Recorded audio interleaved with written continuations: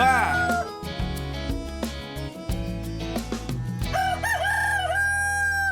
Sejam bem-vindos! Hoje vai ser um papo bacana. Hoje, né, Camila, vai ser show de bola. Hoje vai ser um dia especial, especialmente para mim. Hoje, com Antônio da Luz, economista-chefe da Farsul, vamos bater um papo muito bacana. E eu, como integrante da Farsul, não podia deixar de agradecer a tua presença aqui hoje, Antônio, pois para mim, andorinha só não faz verão e as instituições que representam o nosso agro são importantíssimas. Então, obrigada.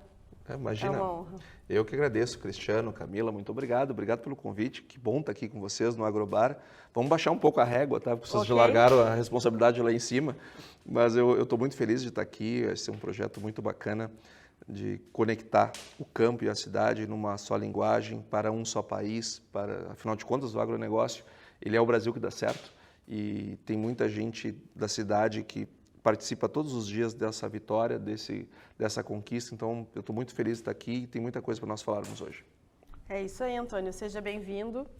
E eu gostaria de citar aqui os nossos patrocinadores que tornaram esse momento tão importante para nós possível. Então, fica o nosso agradecimento para a Bayer, para a Pioneer e para a Jato, que foram os nossos primeiros apoiadores e que, se Deus quiser, seguem aí conosco. Isso aí. E eu quero começar com o pé na porta, que é o seguinte: tributação do agricultor. O que eu mais escuto é: o agricultor não paga imposto. O que tu tem para me dizer? Bom, impostos e a morte são duas coisas que nenhum ser humano escapa, né?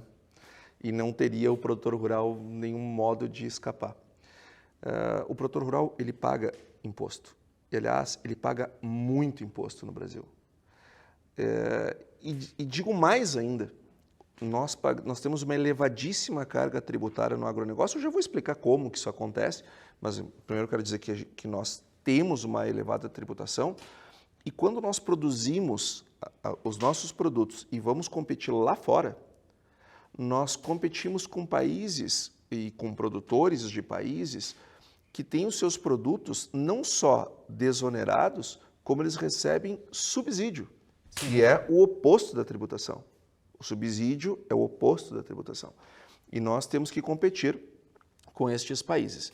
E como é que acontece? Por que tem gente que pensa que o agricultor não paga imposto, né? Porque a maior parte dos produtos que saem, quando saem da fazenda, eles saem diferidos. O que é esse diferimento? Esse diferimento ele acontece pelo seguinte: eu não posso pagar imposto na agricultura, depois pagar imposto na indústria, depois pagar imposto nos serviços, porque depois quando eu for vender esse produto para o consumidor, vai custar o dobro, o triplo, o quádruplo do que o consumidor pagaria. Então, o diferimento dos produtos, ele é no nível da fazenda, ele é uma estratégia para o consumidor pagar menos e não para o produtor pagar menos. Então, é um erro apontar isso como uma vantagem para o produtor. E quando nós compramos uma máquina agrícola, por exemplo, compramos um trator, uma colheitadeira, seja lá o que for, se você vai lá ver, é zero de ICMS, é zero de IPI, é zero. Aí as pessoas dizem: não, mas não tem imposto nenhum. Ah, não tem imposto nenhum, não. Tá, mas a empresa que montou esse produto, esse equipamento, essa máquina, ela comprou pneus. Esses pneus pagaram impostos. Ela comprou aço. Pagou imposto. Ela comprou os componentes eletrônicos, pagou imposto. Comprou tinta, pagou imposto. Cada pedacinho daquela máquina agrícola, até chegar na hora de montar, pagou imposto, pagou impostos. E aí depois chega na hora de vender o produto, eu não consigo passar esse imposto para frente, porque o produtor é pessoa física, então ele não consegue receber o crédito tributário. Então o que as indústrias de máquinas agrícolas fazem? Elas passam esse imposto para o preço da máquina agrícola. Certo. Então, paga imposto de maneira indireta, dada a enorme complexidade do sistema tributário brasileiro. Aí esse produtor ele vai fazer a troca, sei lá, do óleo, das correias, das peças de manutenção. Impostos. Todas essas peças são tributadas. Aí, a produção agropecuária, ela consome mais ou menos 1/3 diretamente de todo o consumo de combustíveis. O que tem nos combustíveis? Posto. Impostos. Muito Então, imposto. ou seja, ao longo, eu posso passar aqui o tempo todo, a hora toda do podcast, dando exemplos de como nós pagamos impostos. Então, valorizando aqui os nossos patrocinadores. Aquele produto da Jacto, tudo que a Jacto compra para montar aquelas máquinas maravilhosas que eles entregam, aqueles produtos que ajudam muito na produtividade dos agricultores, aquilo lá, tudo chega lá na indústria cheio de impostos. E eles não têm como tirar esse imposto, não tem, então vai para o preço do produto. A Bayer, que é a nossa outra patrocinadora, quando essas moléculas todas chegam no Brasil para serem elaboradas e transformadas em defensivos agrícolas, paga-se impostos. Quando esse produto sai da fábrica e atravessa as fronteiras dos estados, eles pagam impostos em operações interestaduais, paga ICMS. Ou seja, nós fizemos um cálculo alguns anos atrás, dava cerca de 32% do custo total de produção eram impostos. Nossa, e isso daria para fazer um link muito interessante também, porque aqui eu e o Cristiano, nós somos produtores de commodities, soja, milho, trigo. No entanto, quando eu produzo essas commodities, eu sou tomadora de preço, eu não formo o meu preço. O meu preço vem lá da Bolsa de Chicago. Então, quanto mais custos eu tiver, menos sobra para mim no fim de cada safra. E é importante lembrar que, inclusive no lucro, o produtor rural, dependendo ali da margem e de pormenores da tributação, acaba pagando 27,5% de tudo que eu consigo gerar de lucro na minha propriedade, eu pago esse valor, envio ele para, se correto fosse, ser usado em prol de um benefício social. Então, eu também estou gerando tributação lá no finalzinho da cadeia. No entanto, quando eu estou aqui vendendo no meu mercado interno, quando eu produzo hortaliças, frutas e outras questões que vão direto para o supermercado, se o meu custo for mais alto, se o custo do meu vizinho for mais alto também, perco a competitividade e vai chegar na gôndola mais caro para o consumidor. Então, eu faço supermercado, todos nós aqui fazemos supermercado, porque enquanto eu produzo 3, 4 commodities, eu consumo uma gama infinita de produtos, e de produtos de todas as partes do mundo. Então, quanto menos tributação houver para mim na hora que eu estou comprando o meu ranchinho semanal ali, melhor para todo mundo, para o pessoal do campo, para o pessoal da cidade. Então, Camila, quando tu estás produzindo, tu está pagando impostos nos custos de produção, depois tu vai pagar imposto sobre a tua renda, como qualquer um de nós paga imposto de renda. Isso. E depois, como consumidora, lá na gôndola do supermercado, comprando seja um produto alimentício, seja outro qualquer, você está pagando imposto de novo. Então, não há uma imunidade para produtores rurais, Cristiano, como muitas pessoas várias vezes imaginam. Eu sou questionado sobre isso. E, inclusive, eu vou abrir aqui meu celular porque eu peguei uma cola, tá? Eu vou pedir para o pessoal da produção depois colocar na descrição, em algum lugar aqui, ou aqui, sei lá eu aonde, um relatório, um link para um relatório oficial do governo do estado do Rio Grande do Sul. Então, ou seja, para não dizer que é o Antônio que está dizendo, não é o Antônio, é o relatório de transparência fiscal do estado do Rio Grande do Sul. Ele mostra os principais, enfim, tem toda a explicação da arrecadação, de onde é que vem a arrecadação do estado do Rio Grande do Sul, e tem uma parte que mostra quem são os segmentos, os setores que mais pagam impostos. O segmento que mais paga imposto no estado do Rio Grande do Sul é combustíveis e lubrificantes. Necessários. Bom, eu não preciso dizer que 30% de todos os combustíveis e lubrificantes o agro compra diretamente para produzir a comida. Depois nós temos os transportes. A maior parte do setor de transportes transporta produtos alimentícios. O segundo setor é energia elétrica. Eu não preciso dizer que o arroz que nós consumimos, ele é feito com irrigação, que consome energia elétrica. Toda a nossa produção irrigada é feita com energia elétrica. O terceiro é polímeros e o quarto é o agronegócio. Olha aí, diretamente. Ou seja, e quem é o quinto? Setor metal mecânico. A indústria metalmecânica. Todos envolvidos. Ou seja, nós pagamos mais impostos diretamente que o setor metalmecânico, que o setor de bebidas. E olha que bebida é tributada, É hein? super tributada. Nossa! E nós ajudamos, né? Porque a gente consome bastante uns Eu mais que outros. amei. O agronegócio está em quarto, bebidas está em sexto.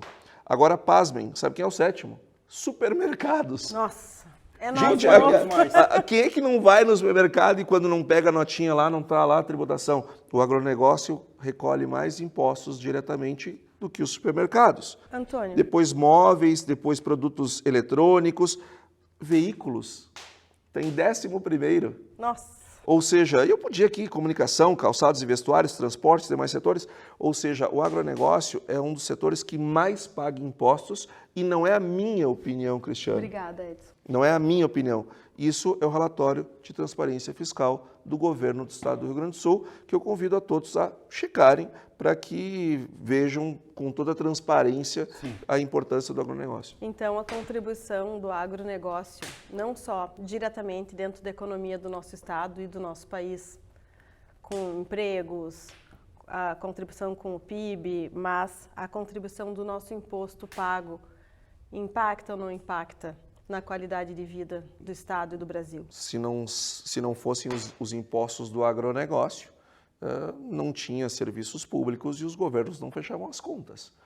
Porque somos, sim, diretamente o quarto maior pagador de impostos e indiretamente o primeiro só é primeiro graças ao agronegócio, o segundo só é o segundo graças à demanda indireta do agronegócio. Ou seja, paga-se sim muitos impostos e o produtor paga todos esses impostos e depois vai competir com países subsidiados que recebem o inverso daquilo que nós recebemos. Então, não estou aqui reclamando, tá?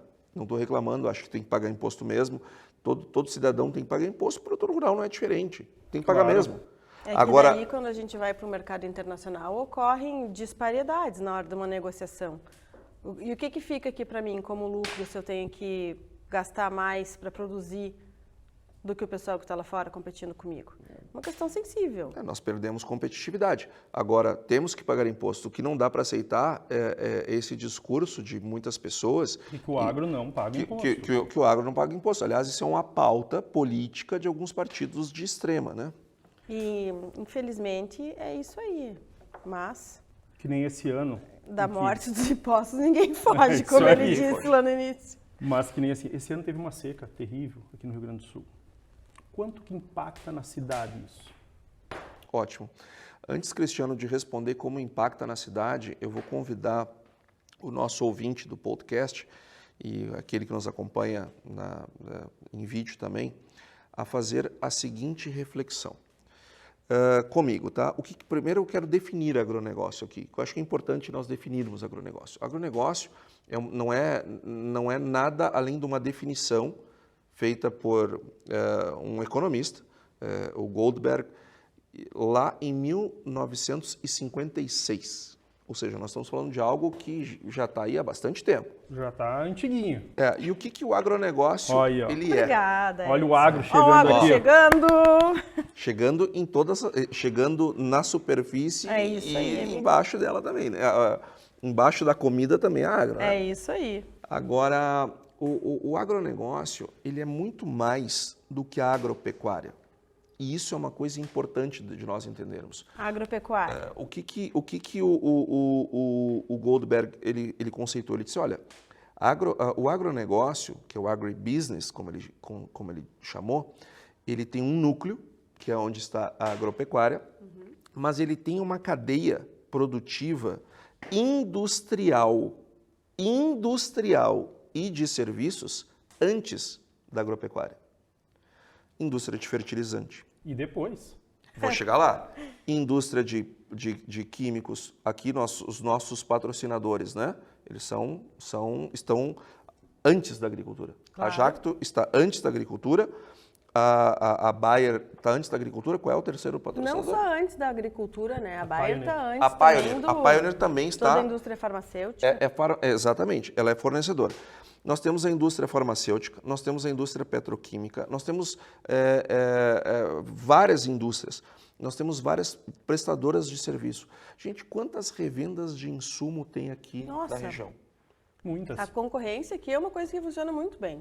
Aí eu pergunto para vocês, as revendas de insumo, que em muitos municípios são os principais comércios daquele município, eles são agricultura ou são setor de serviços? Os dois. Eles prestam serviço para a agropecuária. Sem ela, eles não existiriam, mas eles são setor de serviços. E eles estão contribuindo com o PIB do setor de serviços. E depois, Cristiano, vem o seu ponto. Nós temos uma indústria e serviços a montante, depois da agropecuária. A indústria de alimentos, por exemplo. O serviço de transportes, ele está nos dois lados. Ou seja, tudo isto é agronegócio. E quando nós dizemos que o agronegócio é o Brasil que deu certo, muitas pessoas entendem, os produtores rurais estão dizendo que eles são o sucesso do Brasil. Não, realmente eles têm uma participação importantíssima. Mas eu vou dizer um negócio para vocês. A chance de nós termos as produtividades que nós temos hoje sem a indústria é zero. Nós termos o sucesso dos nossos produtos sem o setor de serviços, zero chance. Não teria nenhuma possibilidade. Sem as universidades, zero chance. Sem a pesquisa, zero chance. Né? A pesquisa, para mim, é fundamental. E quem é que faz a pesquisa? Quem é que faz a indústria? Quem é que faz os serviços? São os produtores rurais? Não, são as pessoas do meio urbano. Então, o agronegócio é, por definição, campo e cidade, em prol de uma produção de um grupo muito extenso de produtos, os quais temos enorme competitividade, porque juntos, agropecuária, indústria e serviços, conseguimos fazer isso. Então, o agronegócio é o Brasil que deu certo no campo e na cidade. Sem cidade não existe agropecuária. Não essa que a gente conhece hoje, que é super moderna, que é super tecnológica, não existe. E super eficiente.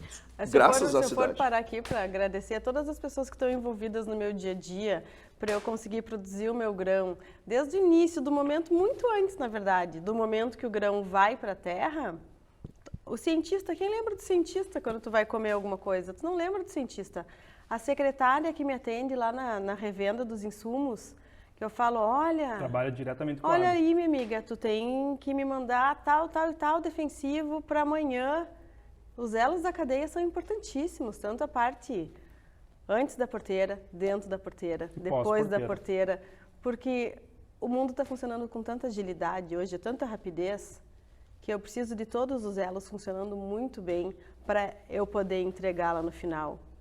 Uma produção, como a gente busca, cada vez mais alta, que proporcione segurança alimentar não só para o Brasil, mas para o mundo todo.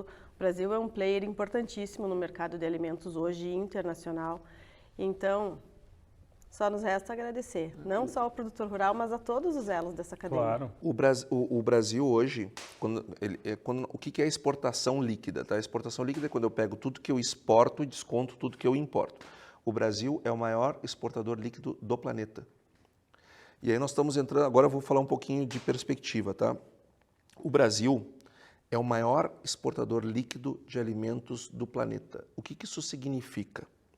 Até 2030, de cada 5 pessoas na Terra, 4 vão viver em países importadores líquidos.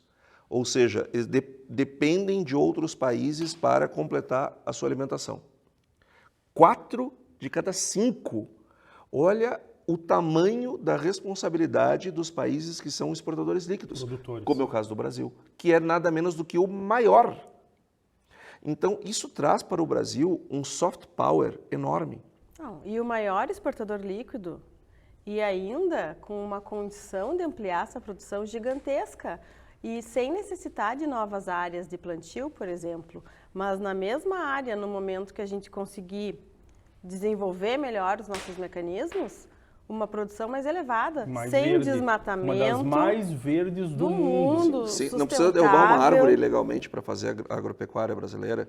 E quando nós olhamos para a nossa responsabilidade, porque o Brasil não tem um exército comparado ao dos Estados Unidos, não tem uma marinha, uma aeronáutica comparado aos países mais bem equipados com hard power, né? Mas sendo o maior exportador líquido de alimentos, nós temos um poder na mão enorme. E isto se faz graças ao sucesso de um povo, não é dos produtores rurais. É graças ao sucesso e o triunfo de um povo. Porque esta moça que trabalha numa revenda, logo ela é urbana, trabalha num comércio dentro da cidade. Sem ela e sem a empresa dela, você não consegue ter a produção que tem. De jeito nenhum. E se precisar um conserto no pneu de uma das suas máquinas, vai vir alguém da cidade fazer o conserto. Com certeza. Ou tu vai até ela. Ou tu vai ter que ir até a cidade para fazer esse conserto. Ou seja, nós somos algo que deu certo no Brasil. Nós somos um Brasil que deu certo. Nós quem? Nós, agronegócio, cidade e campo juntos, com um único propósito de estar lá nos mais de 190 países que nós atendemos, de ser o maior exportador líquido de alimentos, de gerar empregos no campo e na cidade, de gerar impostos, de gerar crescimento, de gerar desenvolvimento. Você sabe qual é a taxa de crescimento médio do agronegócio? De novo, agronegócio é esse complexo que reúne agricultura, indústria e serviços. Você sabe qual é a média de crescimento dos últimos 10 anos? Não saberia dizer. Conta para nós. 4,5%. Uau, num momento que está todo mundo declinando. 4,5%. Se nós pegarmos os últimos 5 anos, dá 6,5%. Eu não peguei os 5 anos porque eu não quero me gabar. Uau! Ou seja, nos últimos 5 anos nós crescemos tanto quanto, em alguns anos, mais do que a China. Uau! Ou seja, É impressionante. tem um Brasil que dá certo, sim. Está todo mundo apavorado com os resultados da AgriShow, da Expo Inter, da Expo Direto, etc, etc. Gente, de 2019 a 2021, o PIB do agronegócio cresceu 37%. Ou seja, não parou, né? Não tem como nós não irmos nas feiras depois da pandemia, que nós não podíamos ir lá, mas as coisas estavam acontecendo e nos surpreendendo. Ou seja, esse link, esse laço entre campo e cidade precisa ficar claro, porque as pessoas do meio urbano, elas também têm que reivindicar esse sucesso, porque não somos nós e eles, somos só nós. Nós todos. Com Somos certeza. nós todos. Nós do meio urbano, nós do meio rural, nós fazemos o agronegócio. Eu sou economista. Eu vivo do meu salário na Farsul e eu vivo da minha empresa de assessoria econômica, que é voltada para o agronegócio. Ou seja, eu não uso botas, eu não sei manusear, não sei nem subir numa colheitadeira, eu não sei plantar, não sei, mas os números do negócio eu tenho a pretensão de entender um pouco. Eu sou tão agronegócio como qualquer produtor rural. Com certeza. Eu sou Não tenho dúvida importante, nenhuma. mesmo vivendo na cidade, mesmo consumindo na cidade, mesmo estando na cidade, mesmo não indo na propriedade rural, eu sou tão importante quanto, assim como os agrônomos, assim como os advogados, os agraristas que ajudam horrores o agronegócio, Tenho certeza. os engenheiros e assim por diante. Antônio, faz alguns meses já eu estive conhecendo uma empresa de venda de maquinário agrícola e também que presta manutenção desse maquinário, porque a gente sempre tem aquela piadinha, né, que trator não estraga quando está guardado na oficina, no galpão, ele não estraga. Máquina parada não incomoda. A máquina parada não incomoda, então quando a gente está fazendo uso é que dá o problema. E essa integração campo-cidade é tão interessante que nos levaram a conhecer essa empresa para mostrar o seguinte, a oficina, como funciona aquele setor, funciona tudo no mesmo prédio. E como funciona, em especial, a chegada da informação quando eu telefono ou mando um WhatsApp, ou seja lá o que for, para essa revenda de maquinário, dizendo que estou com um problema na lavoura e preciso de uma pessoa aqui. Todos os mecanismos que são ativados dentro daquela empresa para que o meu problema seja resolvido com eficácia, porque o maquinário não pode parar. A gente depende do clima adequado, não só para plantar, mas para colher. Então eu preciso de um dia ensolarado, de uma condição de umidade de solo favorável para eu poder entrar com o meu maquinário não e é fazer, sempre, que né? não é sempre. Então a máquina tem que estar A janela, né? pronta. Uma janela, então janela. eu preciso de eficiência em todos esses mecanismos. E isso tudo acontece dentro da cidade, não é lá no campo. Só no momento que o carinha que vai fazer o conserto sai de lá com a minha peça e chega lá na lavoura, é que ele vai sujar o pé de barro. Antes disso, é tudo urbano. E todas essas vagas de emprego dentro da oficina, dentro do secretariado ali, da senhorinha que me atende no telefone, ó, fulana, tô com um problema aqui, não posso parar a colheita, tu tem que fazer o negócio funcionar aí, que eu preciso dessa máquina funcionando em questão de horas, no máximo amanhã de manhã. E tem que dar certo, e dá certo. A gente tá muito bem. E eu vou trazer um dado, vou de novo me valer da minha cola, tá? E eu vou pedir depois para a Fique à produção vontade. botar aqui em algum lugar. Eu peguei os maiores grupos industriais do Rio Grande do Sul, que é o agrupamento, na verdade, do IBGE, tá? Porque esses dados são do IBGE. E eu peguei quais são os maiores segmentos industriais do Rio Grande do Sul para nós vermos a importância do agronegócio para o nosso estado. Quando a gente pensa em indústria, geralmente vem na cabeça o celular, o computador, o carro. Esse é clichê. Esse clichê está lá na escola, né? Infelizmente, a gente vai reproduzindo clichês. Isso é um clichê, isso é bem anos 80. Né? Então, se você é jovem e está ouvindo esse podcast e viu isso na sua escola, proteste e peça para os professores darem uma olhada no IBGE. Mas vamos lá, dado do IBGE. A maior indústria do Rio Grande do Sul é a indústria de abates e fabricação de produtos de carne. Abates de aves, de suínos, bovinos, ovinos, etc. Essa é a maior indústria do Rio Grande do Sul. A segunda maior indústria do Rio Grande do Sul é a fabricação de produtos de alimentos para animais. Ração. A segunda maior indústria do... Eu estava vindo para cá, né? Quem está nos ouvindo, né? Nós estamos gravando na cidade de Passo Fundo. Quando eu estava vindo para cá, tinha uma placa de uma determinada indústria. Sim. Fulana Aves, não sei se eu posso falar aqui o nome Pode, fica à vontade. JBS Aves. Okay. Falei o nome dela, pode ser que ela patrocine também o programa, Quem né? sabe? JBS Aves. Essa empresa, ela ajuda, ela faz parte desse segmento que é a maior indústria do Rio Grande do Sul. Eles.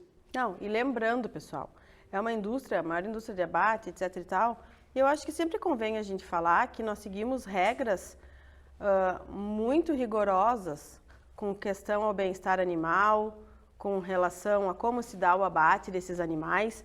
E fazendo um gancho também, há pouco tempo atrás, estava estudando um pouco sobre exportação de alimentos halal, que são para alimentação de muçulmanos. Então, esses alimentos seguem diversas regras. E quando tu faz o abate de um animal, como acontece aqui, o aproveitamento do animal basicamente é de 99,5%. Se aproveita tudo. O Cristiano costuma falar que da vaca só não se aproveita o berro. Então, nessa questão da indústria halal, tem a questão do suíno. Então, eu aprendi que aquela carcaça, ela pode estar, não só quando eu me alimento ali do bacon, do lombinho, ela pode estar no batom, ela pode estar no esmalte. Então, várias coisas. A gama que a gente fornece com esses insumos é gigantesca. A gente pensa que às vezes, não estou comendo carne, não estou consumindo agro, mas tu está passando batom? Então, se estiver mascando chiclete, está consumindo agro. Está consumindo agro. Nós seguimos as regras de 183 países. Por isso que... É fácil isso aí? Não, nada Tu agradar fácil. 187 países? E seguir as regras de cada um deles. A segunda maior indústria, portanto, é a indústria de ração. A terceira maior indústria do Rio Grande do Sul é a fabricação de óleos e gorduras vegetais. Que é onde a gente entra, né? Rações, óleos e gorduras vegetais, Produção milho, do grão, trigo, esmagamento cevada e soja. Então, tudo diretamente ligado uma coisa na outra. Totalmente. A quarta maior indústria é a fabricação de produtos químicos, onde uma parte viram os agroquímicos, né? E a quinta maior indústria é a fabricação de tratores e máquinas e equipamentos agrícolas. Ou seja, das 5 maiores indústrias do Rio Grande do Sul, 4 são diretamente do agro. Quantas vagas de trabalho aproximadamente? Todas na cidade. Pois é. Não são milhares, são milhões Milhões. de vagas de trabalho. Todas na cidade. Ou seja, esses operários dessas indústrias aqui, que vocês têm aqui, vocês têm indústria de biodiesel, de esmagamento de soja, de fabricação de ração, de produção de carnes, tudo isso forma a indústria de alimentos, que é a maior indústria que tem no Brasil, no Rio Grande do Sul. Eu vou te confirmar isso, porque como produtora, eu vejo que toda essa gama que está ao meu redor para eu conseguir produzir, no entanto, quantas pessoas na lavoura? Para tocar uma área significativa, nem grande nem pequena de terra, mas é tão difícil hoje tu achar pessoas para trabalhar, as pessoas querem estar no centro urbano. Então hoje... Pela comodidade, pela infraestrutura. Tudo que tu tem a oferecer numa cidade, muitas vezes a nossa lavoura lá, há pouco tempo eu consegui ter uma internet funcional.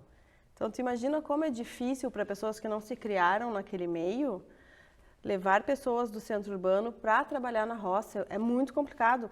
Então, a gente está usando dessas ferramentas tecnológicas para poder, não que essas vagas de emprego vão deixar de existir, não é isso, porque eu, por mim, até teria mais pessoas contratadas, mas não é fácil de encontrar. O êxodo rural é uma coisa que a gente sente na pele todos os dias. Gostaria de mais pessoas me ajudando.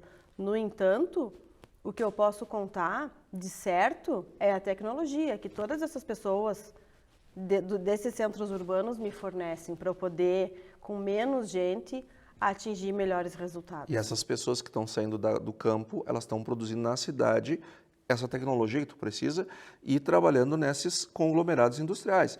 Então, lembrando aqui, das 5 maiores segmentos industriais do Rio Grande do Sul por faturamento, 4 são diretamente ligados ao agronegócio. E aí, então, quando nós vamos para o 6º, é fabricação de resinas e elastômeros, o 7º já é laticínios, de novo do agronegócio. Depois nós vamos ter fabricação e produtos derivados do petróleo, né, o Refap lá em Canoas, e depois nós vamos fabricação de peças e acessórios para veículos automotores. Veículos automotores esse, que o Fundopem adora ele, que, meu Deus, temos que atrair uma fábrica de automóveis, Jesus, o mundo não vai se desenvolver se não trouxermos uma indústria de automóveis. E depois fabricação de móveis. Ou seja, a indústria de alimentos, ela é muito maior. O que isso aqui quer dizer? Que mais produção agropecuária, mais produção industrial. E não menos produção industrial, como às vezes as pessoas querem fazer. Nós estamos aqui produzindo mais no agronegócio, mas a gente queria mesmo, tinha que ter mais indústria, né? Como se uma coisa... Mas nós estamos industrializando. Agora, se nós não estamos fabricando computadores, se nós não estamos fabricando celulares, ou a tecnologia isso tem a ver com educação, com formação de educação de base, com educação universitária, com facilidade ou dificuldade de você registrar uma patente. Enfim, são coisas que não têm nada a ver com agro. Se nós não estamos botando foguetes, não estamos criando, enfim, mandando um carrinho para Marte, a culpa não é do agro. Nós não estamos fabricando foguetes, mas estamos alimentando os astronautas. Isso é verdade. Eu acho outra coisa muito interessante que eu queria saber agora nós estamos tendo uma nova onda no trigo aqui no Rio Grande do Sul. Sim. Como isso impacta tributos para o Estado? Porque o trigo é um custo muito elevado, um risco enorme de se produzir trigo no Rio Grande do Sul. Por quê, Cristiano? Explica um pouco para quem está nos assistindo por que é um risco enorme produzir trigo no Rio Grande do Sul. É um risco muito grande porque nós temos o clima. O nosso clima tem muitas nuances aí, que é chuva de pedra, geada, chuvarada na colheita. Então a gente brinca que trigo bom, trigo pronto é trigo vendido. Até tu vender, tu está correndo risco, né?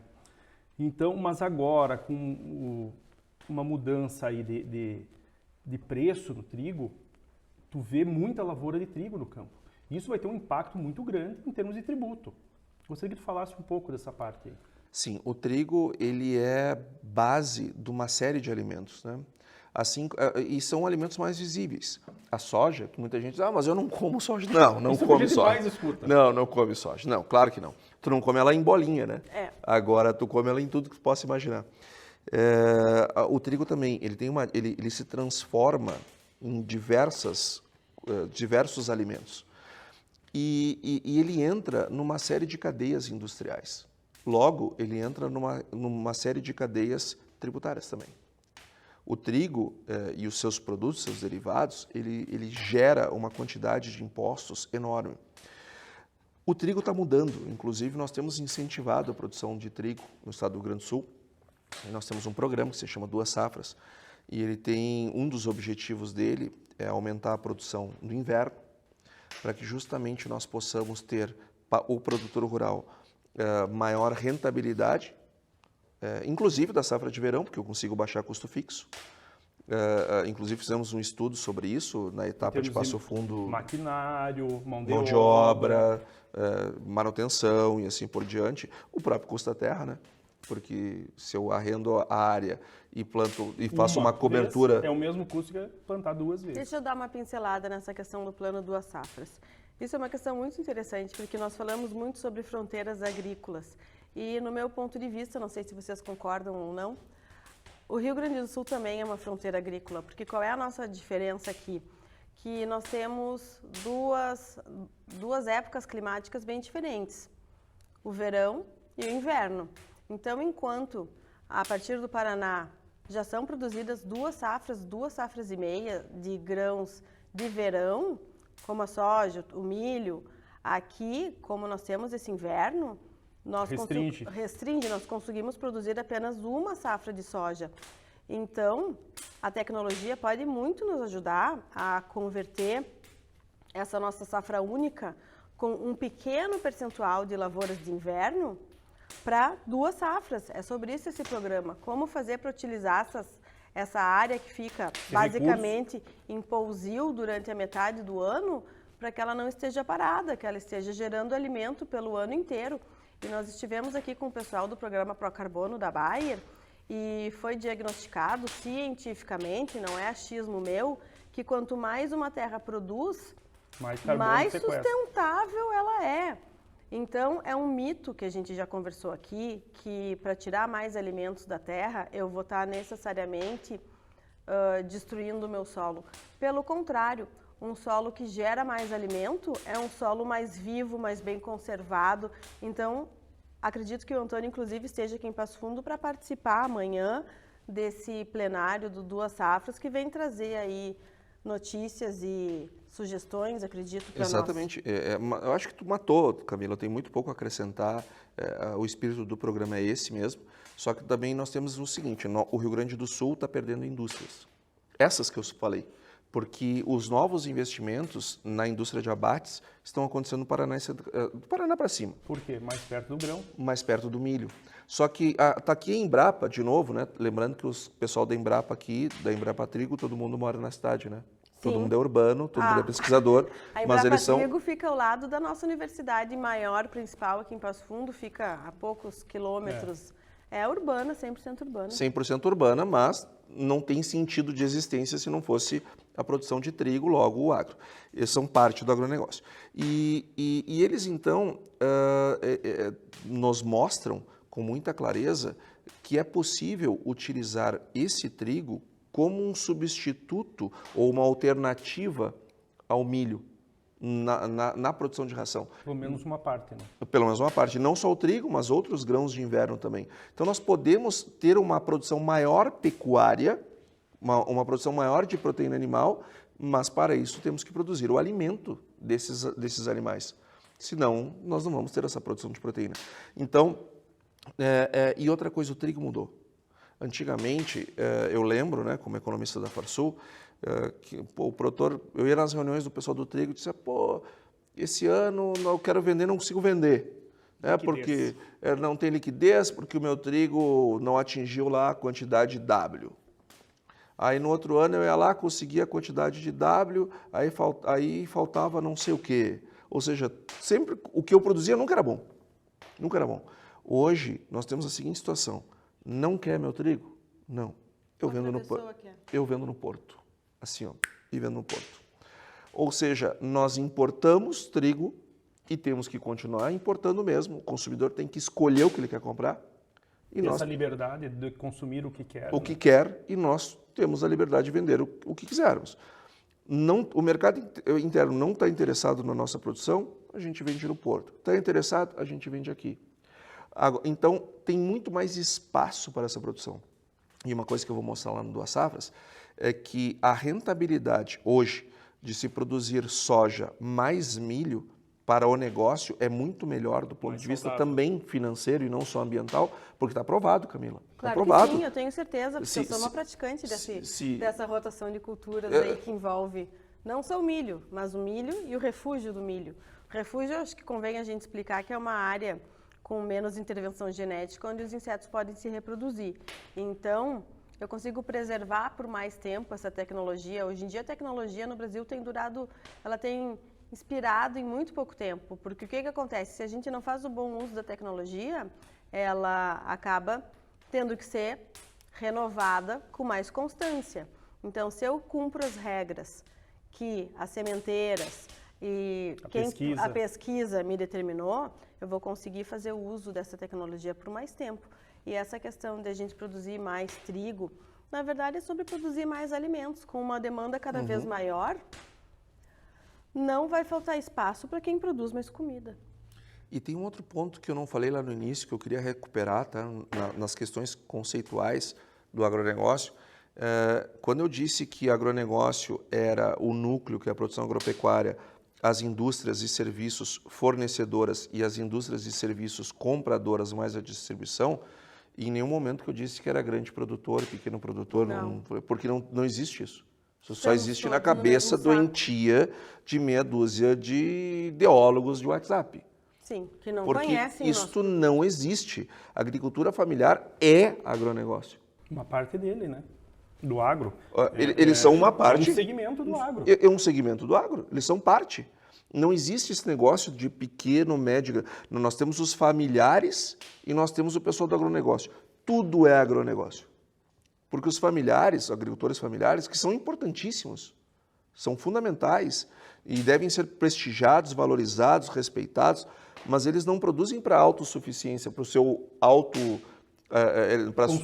autoconsumo. Eles produzem para mercado. Quando eu exporto uma tonelada de soja, no navio lá não separa o que é da agricultura familiar, o que é da empresarial. E o raciocínio inverso também eu acho que é coerente com o momento atual, porque como a gente colocou, inclusive as grandes empresas e áreas médias ou grandes de terra, elas são cada vez mais familiares, por essa dificuldade que a gente tem de agregar pessoas no processo. Pessoal, então tá muito gostoso o papo, mas vamos comer um pouquinho? Dar uma recarregada nos copos para molhar o bico, né? Isso aí.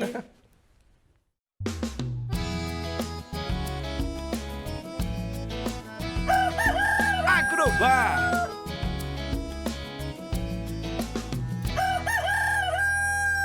Voltando, galera. Beliscamos, molhamos o bico, né? Tudo com agro. Claro. Gostaria de lembrar que o nosso podcast é itinerante, então alguns barulhos, alguns ruídos podem vazar porque a gente não fica dentro do estúdio. Né, Camila? É cada vez em um lugar. E vocês devem estar escutando esse barulhinho, para mim, é agradabilíssimo, do foguinho estourando aqui atrás. Uma delícia.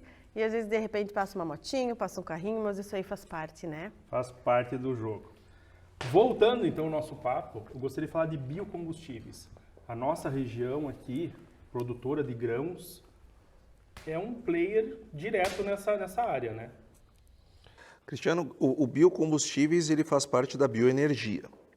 Hoje nós estamos vivendo uma situação muito dramática na Europa, justamente por eles não terem construído adequadamente uma estratégia energética. A leitura que eles fizeram se mostrou equivocada. Lembrando, né, os europeus, eles estavam ouvindo a Greta para saber o que eles têm e o que não têm que fazer. A Greta é uma figura. E que eu até acredito nela, acho que ela vai ser quando adulta, e passar esse fervor adolescente, quem sabe ela encontre um caminho positivo. Enfim, hoje ela é apenas mais uma adolescente. E eles deixaram de fazer as suas produções energéticas para ter a transição para um combustível intermediário, que é o gás. Só que esse gás vem da Rússia. Hoje é um problema. E hoje eles estão com todo esse problema. Só que eles estão fazendo uma transição para algo renovável e sustentável que nós já fazemos aqui. Há muito tempo. Há muito tempo. Afinal de contas, o etanol que nós fazemos em primeiro lugar, historicamente falando, da cana, ele é um combustível renovável e que as pessoas não deveriam olhar para aquela relação de 70% ou 75%, ou 80% ou 65% para decidir se abastece ou não abastece com etanol. Deveria abastecer com etanol sempre. Todo ambientalista deveria abastecer o carro com etanol. Todas as pessoas que genuinamente estão preocupadas com o meio ambiente, não é só no WhatsApp, nem no Facebook, nas redes sociais, essa pessoa deveria abastecer sempre com etanol, independente da relação. Até porque mudou muito, os carros hoje são muito mais eficientes, aquele 70 não funciona mais. Mas tudo bem, nós fazemos o etanol de cana, que ele é renovável.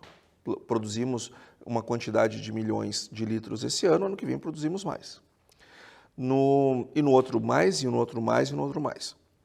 Só que nos Estados Unidos, esse etanol não é de cana, ele é feito de milho.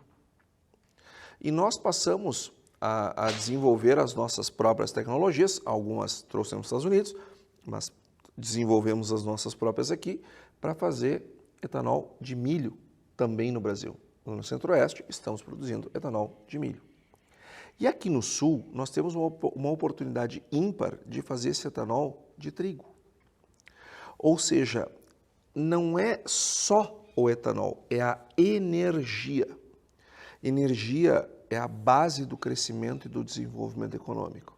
Tem uma coisa que eu sempre falo, que a gente aprende na faculdade, que a agricultura nada mais é do que produção de energia. É a colheita da luz solar, que é energia. Energia. Tu transforma a luz solar em alimento. Isso aí. E essa questão da cana eu acho interessantíssima, porque às vezes quando a gente fala, é sustentável, mas por que é sustentável? Porque quando tu está formando ali o teu pé de cana, a planta por si... gerando massa. Não, e está retirando CO2 da atmosfera, que é o alimento dela. Para gerar massa, ela faz essa retirada. Ela retira o CO2. Então, daí no momento que tu vai colocar lá no teu motor de combustão e tu vai explodir essa energia e tu vai fazer a liberação do CO2, sistemático, a cana já está recolhendo enquanto na lavoura. Um ciclo. Um ciclo, é cíclico. Só que muito o CO2 sim, ele evapora, mas muito do carbono vai ficar no bagaço, vai ficar nos subprodutos, enfim, ela tem uma relação positiva. E uma coisa importante aqui, eu vou fazer uma crítica aos europeus, tá? Que vocês me perdoem, não quero falar do europeu, tá? O europeu, ele é um povo que nem a gente, né? Que são governados por pessoas, e as minhas críticas vão para as pessoas e não para o povo, tá? Sim. Já quero deixar isso muito claro. Assim como às vezes governantes nossos ao longo da nossa história fizeram um monte de besteira, e eu não sou culpado por isso, a culpa é deles. Claro que né? não. A mesma coisa vale para os europeus. Muito bem. Eles têm insistido em teorias que estão levando eles para o abismo, mas, por exemplo, a questão do carro elétrico.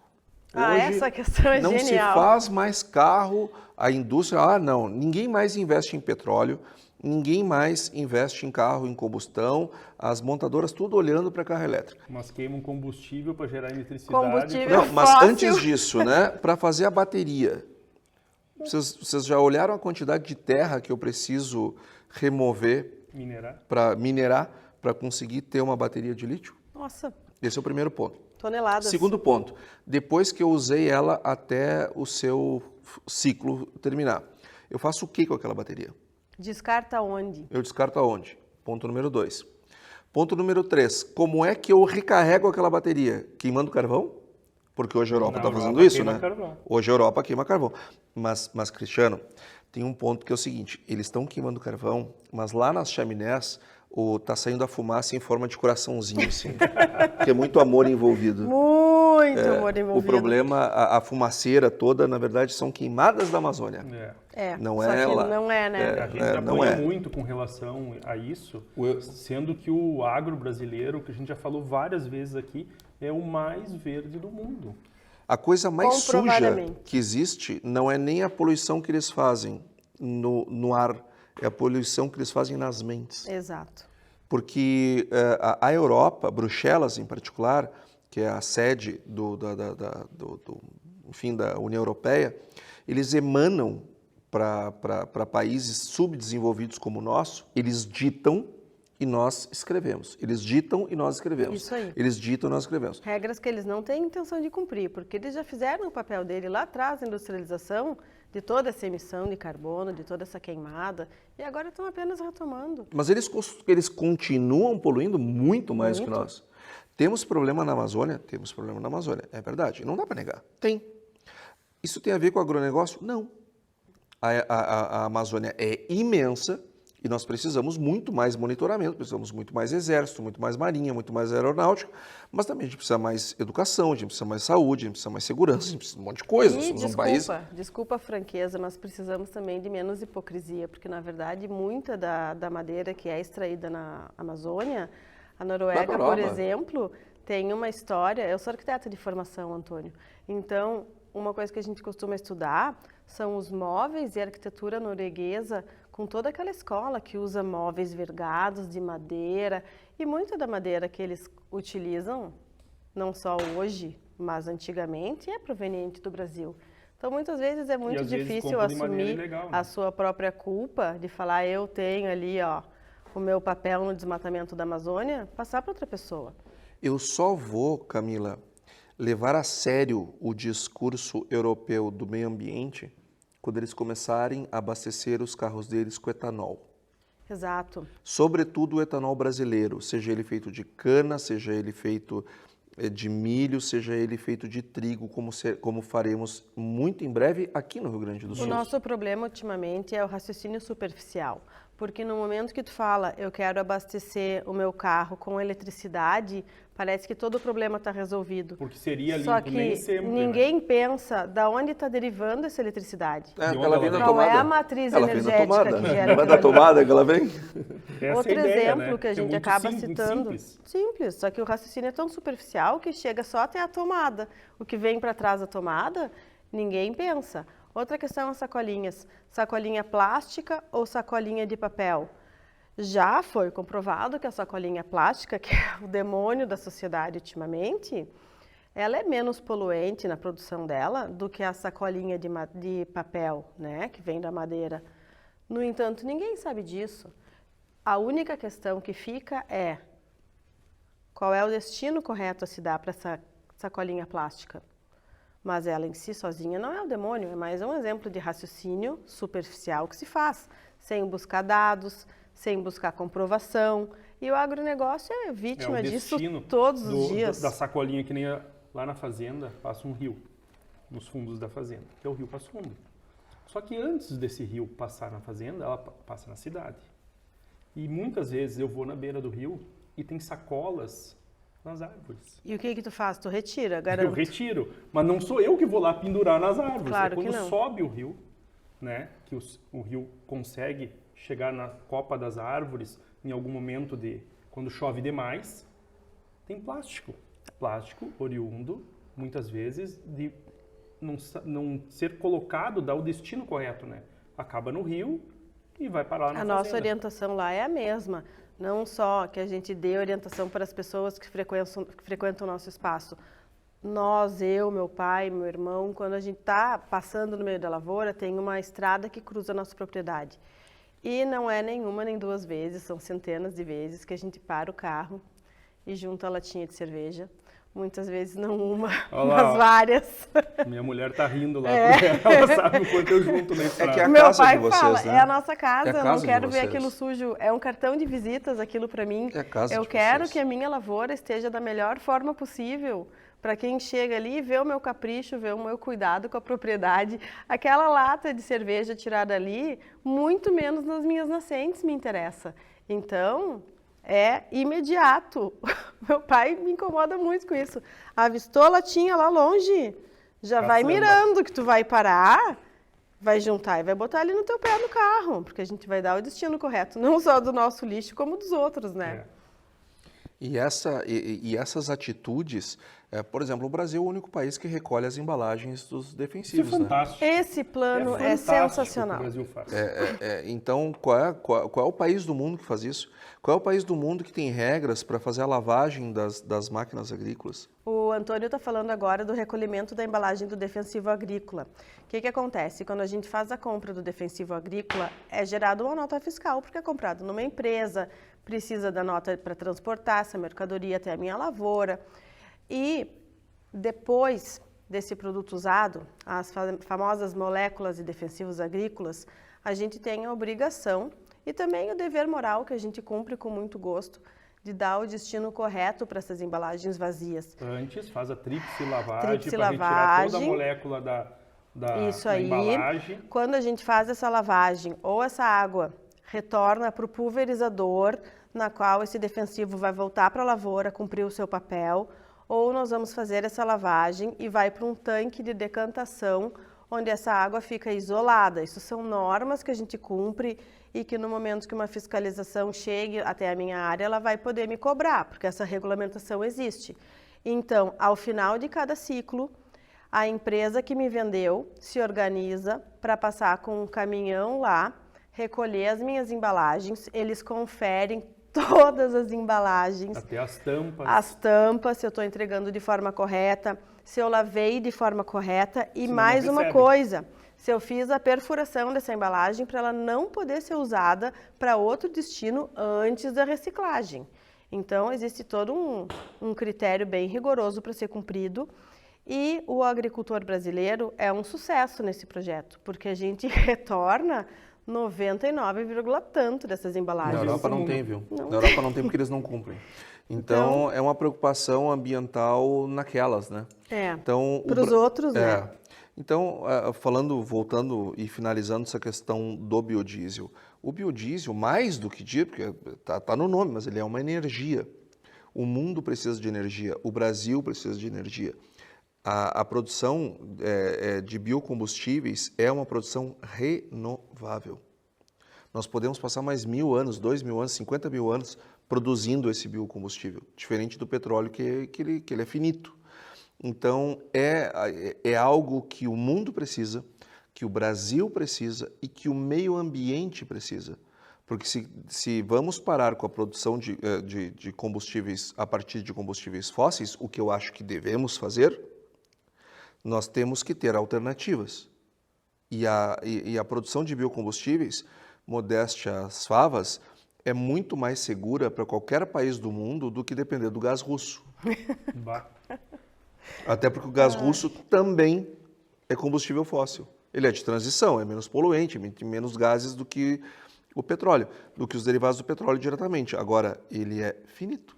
Acaba. Então, Conversando com uma amiga que mora na Alemanha, ela estava me contando que quando tu aluga um espaço, quando tu aluga um pequeno apartamento para morar e tal, no teu contrato já vem a calefação.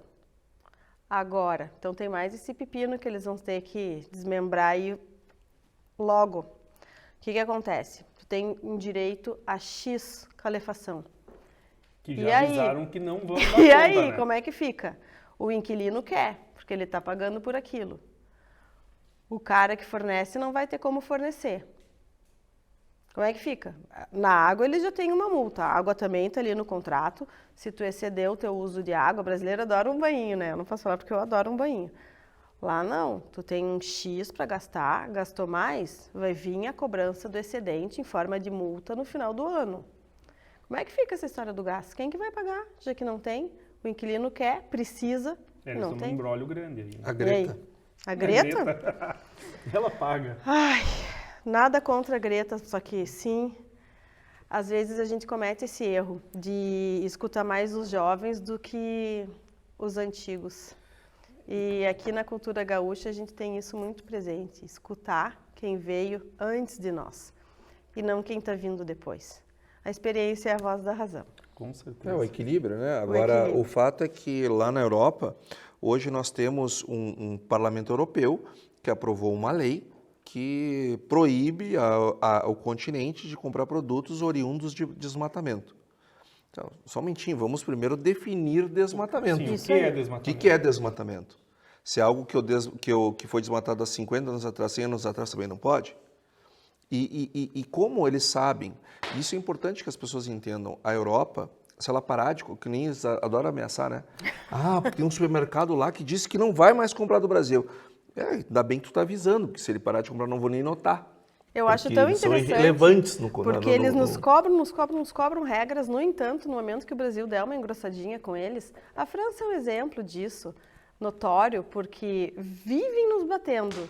Só que nós importamos muito mais deles do que eles da gente, então eles têm muito mais a perder. Às vezes me parece que o melhor ataque, a melhor defesa é o ataque.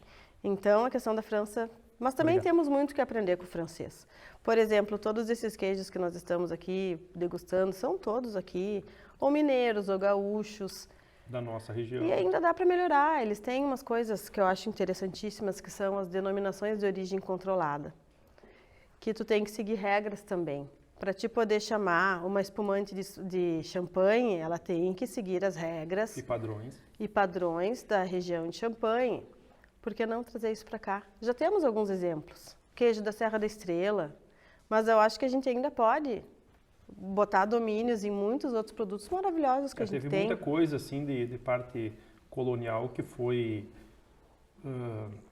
pressionado, que tinha que ser industrializado, que tinha que ter carimbo, a velha burocracia, Verdade. né? E daí não se pode, às vezes... E perdemos muito, Mas né? o que me preocupa Isso com o pode Parlamento Europeu não é nem essa medida que eles tomaram, porque se a Europa resolver não comprar mais do Brasil, eles têm que nos avisar, porque a gente não vai nem se dar conta, a gente É não precisa verdade. da Europa nada. Agora, a preocupação maior não é essa, a preocupação é porque eles, como eles sabem que eles são insignificantes, eles querem levar isso para a OMC. Aí então, por exemplo, se um chinês, se for comprar de nós e descumprir essa regra, se ela estiver na OMC, aí ele vai receber sanções econômicas. Então, percebe que isso é uma forma de impor Pressão. Mas, ao claro. Brasil uma saída do mercado. Claro, Então, competição internacional. E o que mais me admira é que nós não conseguimos ter um senso de unidade, campo e cidade de novo, para rebater essas coisas. Pô, a nossa imprensa adora pegar essas besteiras. Exato. E, eles estão dizendo, não sei assim, mas peraí, mas antes de ouvir o que eles estão dizendo, por que tu não ouve o que eu quero te dizer? Imposições de barreiras comerciais, né? E daí, em vez do nosso povo nos defender, Se defender. se defender, Se defender. Se defender. Ele compra a ideia do gringo e bate na gente, só que ele está batendo nele Ele mesmo. não está batendo na gente, ele está batendo no pé Batendo dele. nele mesmo, porque como a gente falou, nós somos uma grande cadeia que muitas vezes envolve muito mais um setor urbano do que um setor que está lá no campo. Isso foi colocado aqui com muita clareza. Eu estou lá, mais o que? 5 pessoas? Agora, quantas pessoas eu dependo aqui da cidade para produzir? Então, um tiro no próprio pé. Evidente, e são essas coisas que nós precisamos evoluir como sociedade. Nós temos que primeiro entender o que nós somos. Nós somos um país que dá certo nesse setor. Tá, mas isso são os produtores? Não, somos todos nós. Então nós temos que não é fazer a defesa advocatícia, né? Eu vou lá defender como um cliente. Não, não é isso. Mas é defender os interesses do país. Todos os países defendem os seus interesses, por que nós não podemos defender os nossos? E defender os nossos interesses sem inventar a roda, sem inventar moda. Só mostrar a roda. Apenas mostrando o que já é feito, esse agro sustentável, esse agro tecnológico, tudo isso que já é feito. Dá para melhorar? Sempre dá para melhorar. Tanto que essas incomodações, vocês me desculpem, mas eu acho que elas nos puxam para cima. Só que chega uma hora que tu cansa de só entregar e não ter a contrapartida disso aí. Teve uma coisa que aconteceu, que foi o seguinte, foram subindo a régua com o produtor brasileiro. Tem que fazer isso, tem que fazer aquilo, tem que, né, parte ambiental. Só que eles esqueceram que a gente aprendeu. E a gente faz muito bem isso. E agora nós somos o agro mais verde, altamente competitivo, e nós somos um player fantástico. Cristiano, e desculpa a palavra, mas criaram monstros. Eu acho que o Antônio estava num congresso em Gramado há poucos meses atrás, chamado Jovens em Campo. Eram mais de 500 jovens dentro do ambiente para congresso, ali do Ixi Serrano. E aquele pessoal, hoje eu tô com quarentinha, né? Mas aquele pessoal ali, é a reunião da Farsul isso aí. Mais de 500 jovens em torno de 20, 26 anos, nessa faixa etária, sabendo o que eles estão fazendo. Era de brilhar o olho tu ver aquela gente informados, competentes e com muito conhecimento de causa. E o pessoal ali, ó, com gana para batalhar pelo agronegócio do Brasil.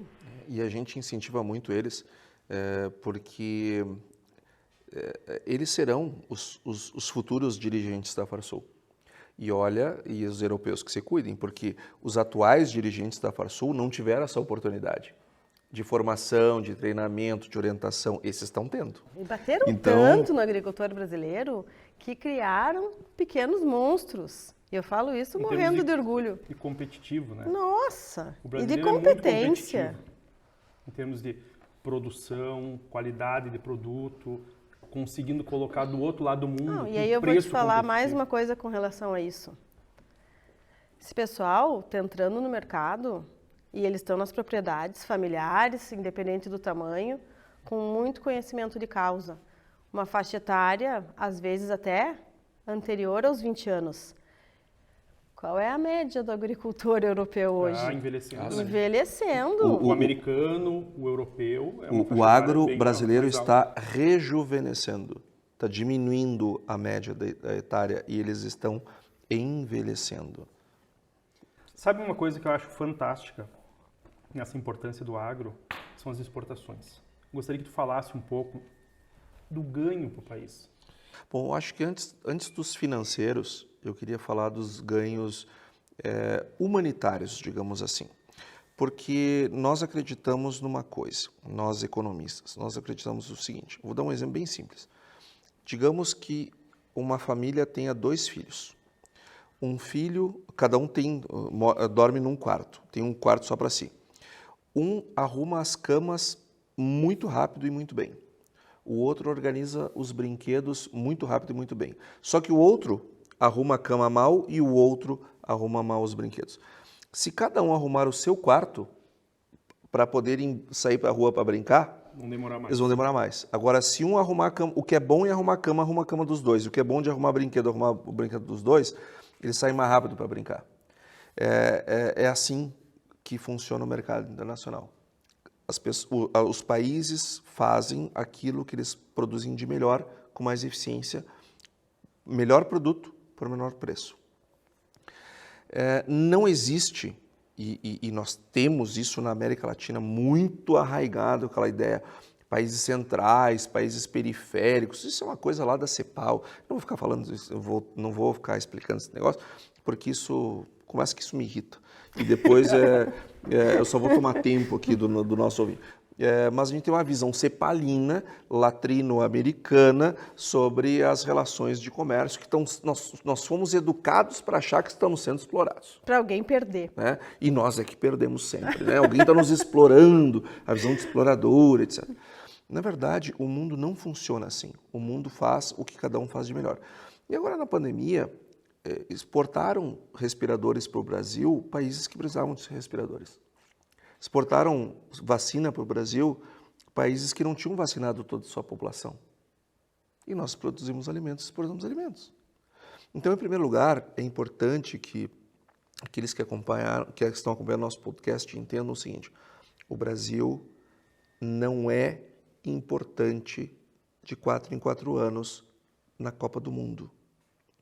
O Brasil, durante a maior parte da sua história, só foi relevante em Copas do Mundo.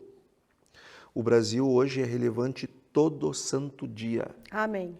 No abastecimento da população mundial. A coisa que mais gerou guerra no mundo foi a escassez de alimentos. A escassez gera violência e a escassez de alimentos é a que mais gerou guerras na história da humanidade. E nada gera mais paz na história da humanidade do que relações comerciais. No momento que eu estou vendendo alguma coisa para ti, eu vou querer guerrear contigo? Claro que não. Claro que não. Que daí tu é parceiro. Então, as relações comerciais são o maior pacificador da humanidade, depois da ausência da fome. Claro. Então, as exportações, elas são para o Brasil um passaporte de país relevante. Ou seja, eu compro do mundo todo, mas eu exporto para o mundo todo. O agronegócio brasileiro exporta para quase 200 países. E só não exporta para 200 países porque não existem 200 países no mundo. Nós exportamos para quase 200 países. Para não dizer todos os países do mundo recebem algum tipo de produto brasileiro. Se lá no Ártico chega o nosso óleo, nossa carne, né? Exatamente o que eu estava pensando. E todos os países do mundo compram alguma coisa do Brasil. Alguns compram muito, outros compram um pouco, por enquanto, mas todos compram alguma coisa. E isto faz com que o Brasil seja importante. Quando nós tínhamos um agro atrasado, e tínhamos, não adianta querer passar o sol com a peneira, nós tínhamos um agro preguiçoso, atrasado, subdesenvolvido, tecnologicamente horroroso. Estamos falando de 40, 50 anos atrás. Quando nós éramos assim, se até a década de 80, 90, se jogasse uma bomba atômica no Brasil e não reivindicasse o feito, o mundo não ia nem se dar conta. Tanto faz como tanto fez. Hoje não. Iam se dar conta na próxima Copa, né? Cadê o Brasil? Não veio, porque Desapareceu. Jogaram uma bomba atômica. Agora não mais. Agora o Brasil é um país relevante através das nossas exportações. Além do mais, quando nós vendemos o nosso produto, que tem muito valor agregado, mas está exportando soja, não tem... Não, gente, para. Primeiro vamos aprender a calcular valor agregado, depois dizer que não tem valor agregado. O valor agregado é o valor bruto da produção, faturamento, menos o consumo intermediário. Quanto maior a produtividade de uma produção, maior vai ser o valor agregado. O valor agregado não é uma medida de percepção, ela é calculada. E a nossa produção tem alto valor agregado por causa da indústria, por causa dos serviços, por conta da complexidade do processo produtivo que vem da indústria e do serviço. Muito bem, quando eu estou exportando lá, esses dólares que entram no Brasil, eles não vão para o bolso do produtor. Ele passa pelas tradings, ele passa pelas cooperativas, que falamos muito pouco aqui, né? Mas elas são fundamentais. Fundamentais. Quantos empregos as cooperativas geram aqui nesta região? E difundem tecnologia. E que apoio elas nos dão? Eu posso falar com conhecimento de causa porque eu sou cooperativada. E não apenas eu. O meu pai é cooperativado, o meu avô era cooperativado na mesma cooperativa. Então, esse pessoal, não vou citar nomes, nem o nome da cooperativa, mas muito agradecer, porque o que fazem por nós, o atendimento, agora está muito na moda falar atendimento humanitário. Isso está na moda na cidade. Eu sempre fui muito bem atendida na minha cooperativa e toda a cadeia, toda a rede dando o seu melhor para fazer o negócio acontecer. Então, falamos muito pouco de cooperativa, falamos tanta coisa, né? Faltou falar desse assunto tão importante que é a cooperativa. Agora, as cooperativas que geram muito emprego, geram muita renda, geram muito impostos, porque a sua produção gera imposto. Antônio, e assim como a Farsul, por exemplo, a cooperativa também serve como uma instituição para mim, porque nesse momento da guerra da Ucrânia e essa insegurança com relação ao fortalecimento especialmente de adubos, quem seria a Camila na fila do pão para conversar o que quer que fosse com algum fornecedor de adubação tão necessária para mim? A gente já falou N vezes. A cooperativa que o grão... ela gera um volume maior, uma barganha maior. É basicamente um pool de compras. É um pool de compras. Nós temos um oligopsônio, né, que é um oligopólio de fornecimento, e nós temos os oligopólios, que são aqueles poucos que nos vendem, e nós temos os oligopsônios, que são os poucos que nos compram. A cooperativa nos ajuda a lidar com os dois, porque nos torna um grande. Então, esses dólares todos ajudam a trading, ajudam a cooperativa, ajudam a empresa de corretagem, ajudam o caminhoneiro, o dono da empresa dos acessórios, o borracheiro. Eu acho que esse é um momento muito interessante. O cara que vende as máquinas, o cara que vende químico, o cara que vende o fertilizante, porque tudo isso é pago com o faturamento daquilo que a gente vendeu. E boa parte do que a gente vende para fora. E essa questão que eu quero trazer, essas cooperativas, elas muitas vezes não ficam na área rural, elas ficam também na área urbana. Claro. E agora eu gostaria que tu falasse para nós um pouco sobre o paralelo entre as cidades agrícolas e o índice de desenvolvimento humano. Nós fizemos, não faz muito tempo, nós fizemos um estudo que nós utilizamos o seguinte critério. Dividimos o Rio Grande do Sul entre municípios que têm até 30% do seu PIB sendo agropecuário, não é agronegócio, é agropecuário. E municípios que têm 30,1% ou mais por cento de PIB agropecuário. Dá bem no meio, dá 250 para um lado, 240 e poucos para outro, dá bem perto do meio essa divisão. E nós tiramos a média do crescimento econômico e a melhoria dos índices sociais dos municípios que têm 30 ou mais. E a diferença é absurda aqueles municípios que têm um PIB da agropecuária mais relevante. Exatamente por esse motivo que tu falou, o dólar que vem lá do exterior, ele não fica no meu bolso retido. Eu vou fazer compras, esse dólar vai segurar, ele vai circular, ele vai fazer investimento em máquinas, ele vai passar por toda a nossa cadeia. Então, enquanto o dinheiro vai trocando de mãos, vai gerando riqueza. E esse termo, né, esse gerúndio, ele é muito importante. Esse gerando, ele é muito importante, porque veja, as pessoas, muitas pessoas acham que assim, não, eu tenho desigualdade social, se o Antônio tem mais é porque a Camila e o Cristiano têm menos. Isso é uma ideia como se a riqueza fosse um bloco mineral, como se ele fosse uma barra de ouro, que eu quebrasse ele e desse um pedaço mais. Gente, a riqueza é gerada em cada transação comercial, eu estou gerando riqueza. Quanto mais transações, mais riqueza. Tributos. E a agricultura é a riqueza que brota, né? Eu gosto de dizer que é a primeira engrenagem. É uma boa definição. É uma riqueza que é gerada todo santo ano. E aquela riqueza, ela é trocada. Só que para eu produzir aquela riqueza, lembrando, né, eu estou produzindo, ela não nasce espontaneamente. A natureza me dá, 8 sacos de soja. Se eu produzo 60, 70, é porque eu estou produzindo. Mas para eu produzir tudo isso, eu preciso dos fertilizantes, que não são dados. Eu preciso de máquinas, que não são dadas. Eu preciso de gente, que não trabalha de graça. Eu preciso de químicos, que não são dados. Eu preciso dos agrônomos, que não trabalham de graça. Eu preciso do dinheiro do banco. Não falamos de banco aqui, né? Banco agora, não trabalha de graça as também. Agências bancárias, olha o tamanho das carteiras de agro. Nossa. Quantas pessoas trabalham nos bancos e cooperativas de crédito com crédito rural? E mais trabalhadores urbanos, né, vivem na cidade, não tem nada, estão lá no terceiro setor, serviços, mas o que seria deles se não fosse o agro? E o que seria do agro se não fosse eles? De novo, somos todos nós. É uma simbiose. Né? Então, essa produção, essa geração de riqueza que nós estamos gerando todo ano, nós dividimos entre todos, cada um com o seu pedaço de participação no resultado, é proporcional àquilo que participa no processo produtivo.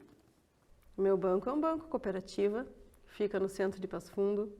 Agradeço o excelente atendimento do pessoal.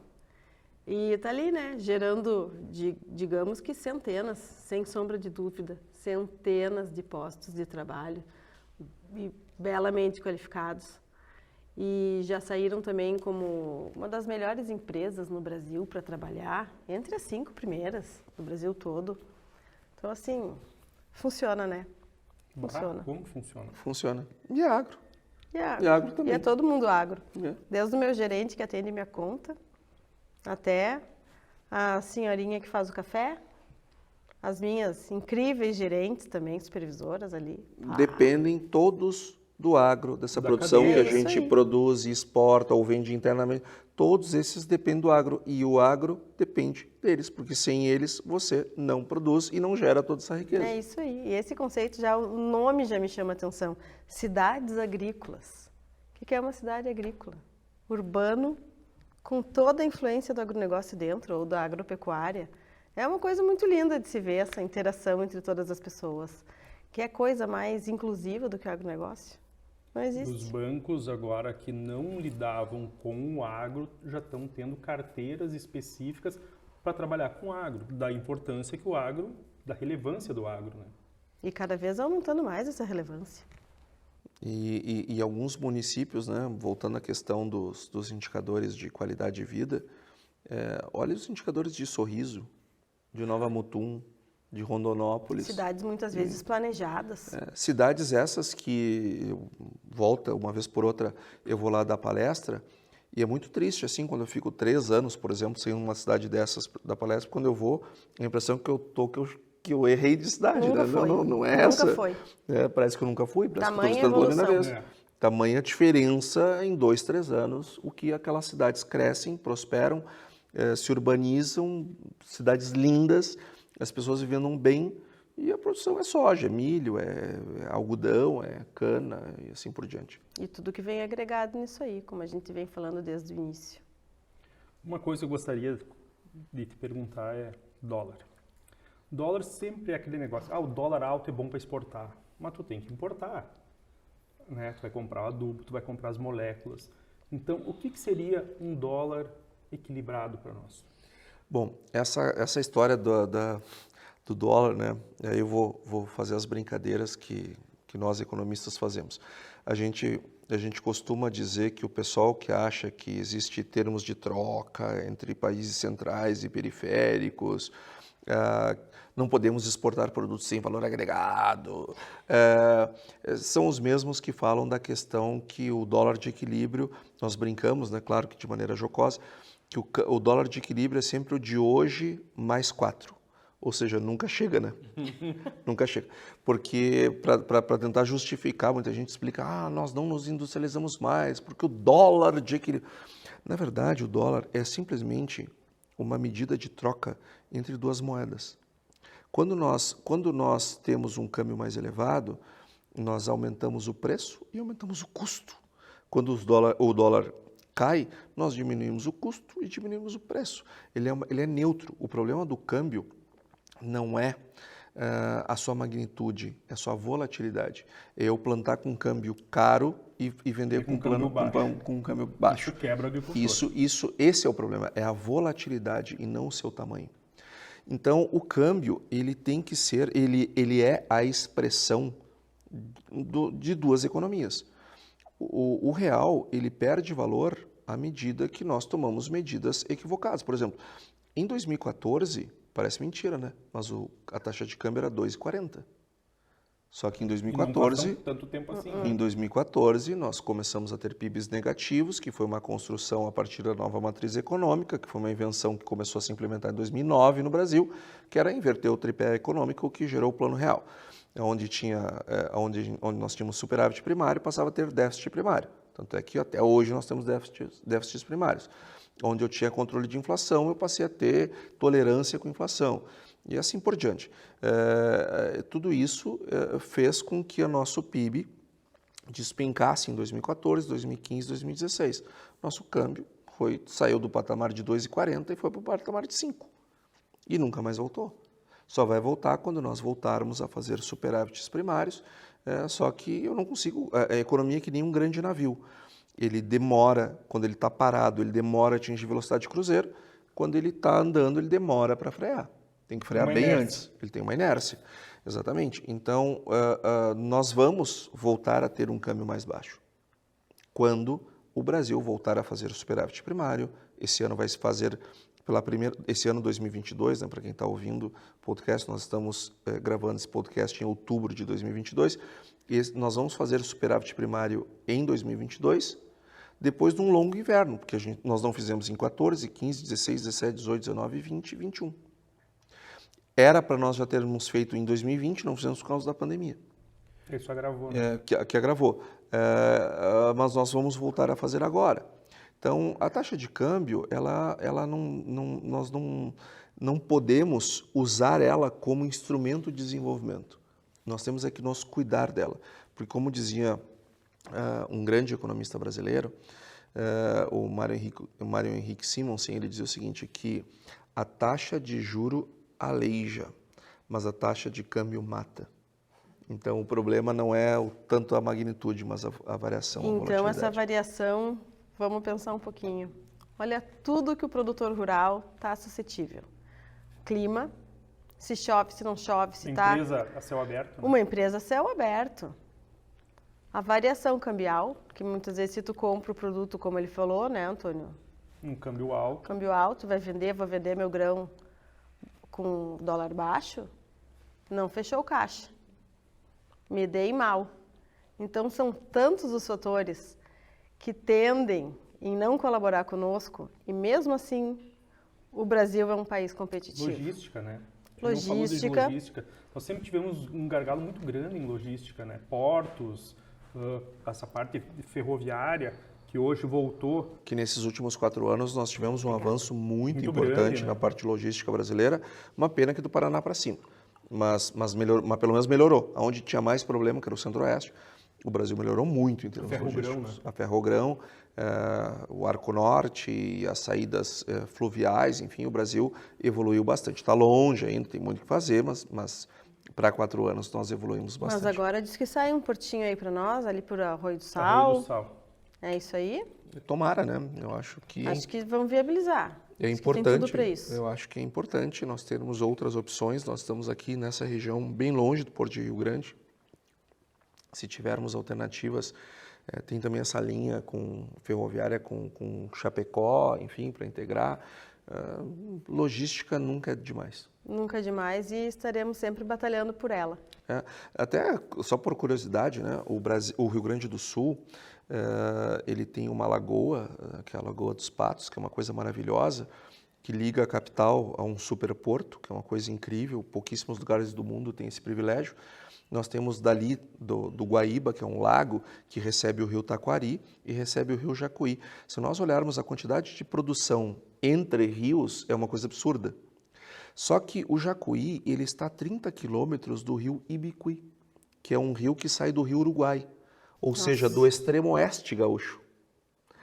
Dá para ligar o extremo oeste gaúcho com o Porto de Rio Grande por vias fluviais. Basta ligar o Ibicuí ao Jacuí, que são 30 quilômetros.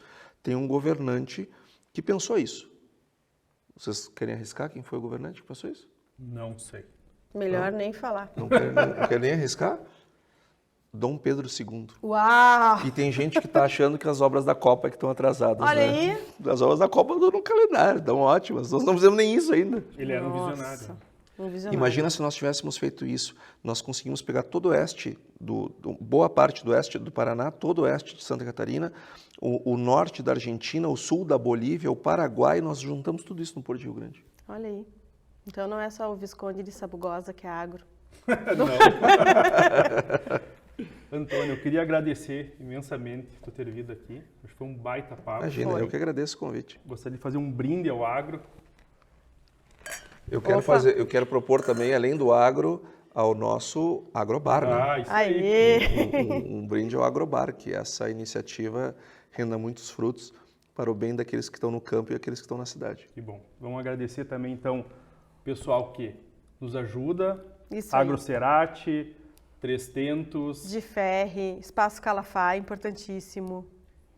Cencerros. Isso aí. Né? Cencerros que proporcionou essa mesa. Belíssima. Não só a Faltou mesa, alguém? né? A tábua. Agrometa, falei? Agrometa. Agrometa. Cerati, já foi falado. Essa turma aí tem dado Isso aí. uma força. E os patrocinadores? Bayer, Pioneer e E Jacto. Jacto. Que compraram a ideia Desde o início. desde o início. Quando estão era nos só um ajudando papel. a divulgar o agro Agora brasileiro. estamos aqui com convidados e pautas interessantíssimas. Nos sigam, nos acompanham, se inscrevam no YouTube, que logo mais vem coisa boa por aí. Muito obrigada.